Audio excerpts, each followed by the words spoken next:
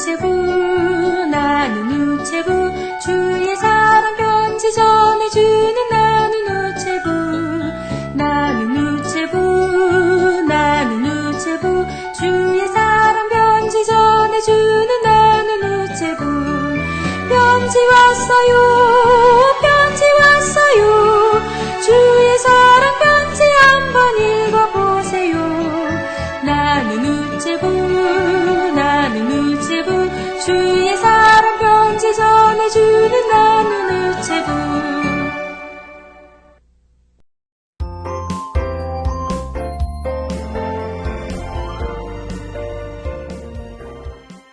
안녕하세요. 해피 미어캣 피캣 목사님이에요. 오늘은 하나님의 나라에 대해서 이야기해 보려고 해요.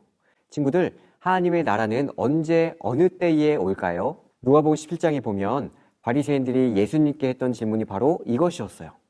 예수님, 하나님의 나라가 언제 어느 때에 임하겠습니까? 바리새인들은 하나님의 나라를 보이는 나라로 생각했어요. 하나님께서 보내신 구원자 메시아가 강한 왕으로 오실 것으로 믿었어요. 그렇게 힘 있는 왕이 와서 로마로부터 나라를 독립시켜서 하나님이 직접 통치하시는 나라를 이룰 것으로 믿었습니다. 그랬기 때문에 바리새인들이 예수님을 봤을 때 늘 병자와 죄인들과 시간을 보내는 모습이 이상해 보였어요. 그래서 예수님을 시험해 보기 위해 바리새인들은 도대체 하나님의 나라가 언제 오느냐고 예수님께 물었던 거예요. 친구들, 그렇게 물어보는 바리새인들의 질문에 예수님께서는 뭐라고 대답하셨을까요? 함께 생각해 볼까요? 하나님의 나라가 언제 오냐고 물어보는 바리새인들. 예수님께서는 바리새인의 질문에 뭐라고 대답하셨을까요? 정답! 하나님의 나라는 너희 안에 있다. 여기서 예수님이 말씀하시는 하나님의 나라는 사람의 마음에서 시작되는 은혜의 천국을 말합니다. 성경이 말하는 하나님의 나라는 두 가지가 있는데요.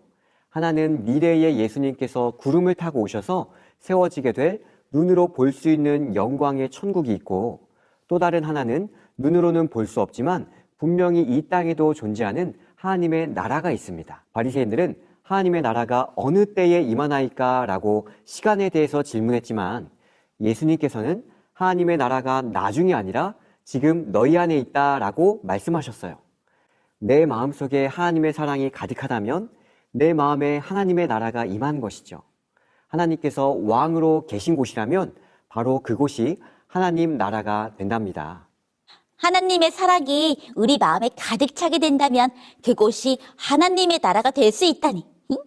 목사님, 소리는 이제까지 구름 타고 갈 하나님의 나라만 엄청 기다렸거든요. 그런데 이렇게 가까운 곳에 하나님의 나라가 있다는 사실에 놀랐어요. 소리는 이제부터 소리의 마음에 하나님의 사랑을 가득가득 채워서 하나님의 나라를 이곳에 세울 거예요. 소리의 다짐 고마워요. 예수님은 이 땅에서 수많은 병자들을 고쳐주셨고 마음이 아픈 상처를 고쳐주셨고 하나님의 사랑을 가득 심어주셨어요. 예수님께 치료받은 병자들은 더 이상 슬픔에 잠기지 않았고 그들의 마음에 위로와 행복을 경험합니다. 그들의 마음속에서 하나님 나라가 시작된 것이죠. 또 지난주에 우리는 70명의 제자들을 파송하신 이야기를 했는데요. 예수님의 제자들이 가는 곳마다 동네마다 악한 귀신을 내쫓았고 귀신에게 잡혀 있었던 많은 사람들이 하나님 안에서 자유를 얻었다는 것은 하나님의 나라가 이 땅에 임했다는 것을 분명하게 보여줍니다.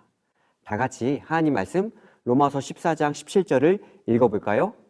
시작! 하나님의 나라는 먹는 것과 마시는 것이 아니요 오직 성령 안에 있는 의와 평강과 희락이라. 우리 친구들의 마음이 슬프고 어려운 일을 당하면서 힘이 들 수도 있겠지만 나를 도와주시고 일으켜 세워주시는 하나님의 도움을 통해 우리는 하나님의 나라를 경험할 수 있습니다.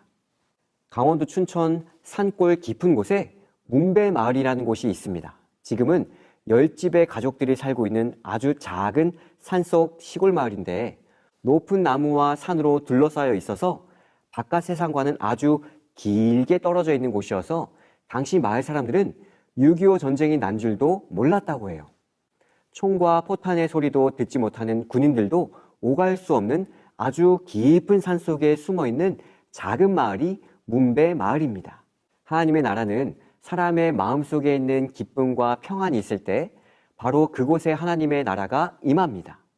성경의 다니엘은 사자굴에 갇히게 되었을 때 다니엘의 마음은 공포와 두려움에 떠는 것이 아니라 하나님의 천사의 보호를 받으면서 아주 편안히 있었어요. 베드로가 복음을 전하다가 감옥에 갇혀서 처형을 앞둔 하루 전날 베드로는 감옥에서 평안한 잠을 자고 있었습니다. 하나님의 평안이 그의 마음에 가득한 것이죠. 또 초대교회 스데반 집사는 예수님을 전하다가 돌에 맞아 순교하는 그 순간 스데반의 얼굴빛은 천사의 얼굴과 같았습니다. 어떻게 다니엘, 베드로, 스데반이 그럴 수 있었을까요? 하나님의 나라가 임할 때 그 마음속에 평강과 기쁨의 나라가 임하게 되는 것이죠. 우리 함께 하나님 말씀 요한복음 14장 27절을 읽어볼까요? 시작. 평안을 너희에게 끼치노니 곧 나의 평안을 너희에게 주노라. 내가 너희에게 주는 것은 세상이 주는 것과 같지 아니하니라. 분명히 예수님을 믿는 사람은 달라야 합니다. 예수님을 믿지 않는 사람과 예수님을 믿는 사람이 똑같아서는 안 되겠죠? 똑같이 미워하고 똑같이 분노하는 것이 아니라 하나님의 나라가 임한 하나님의 자녀의 삶을 살아야 하는 것이죠.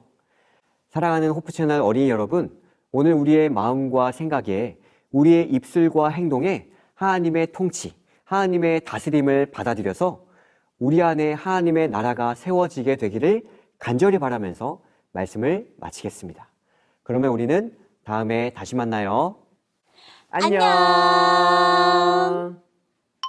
사랑하는 하나님, 사랑하는 하나님, 저희가 슬프고 실망스러운 일이 있어도 저희가 슬프고 실망스러운 일이 있어도 늘 하나님의 사랑과 평안으로 늘 하나님의 사랑과 평안으로 저희를 감싸 안아 주셔서 저희를 감싸 안아 주셔서 어떤 순간에서도 하나님 나라를 경험하게 도와주세요. 어떠한 순간에서도 하나님의 나라를 경험할 수 있게 도와주세요.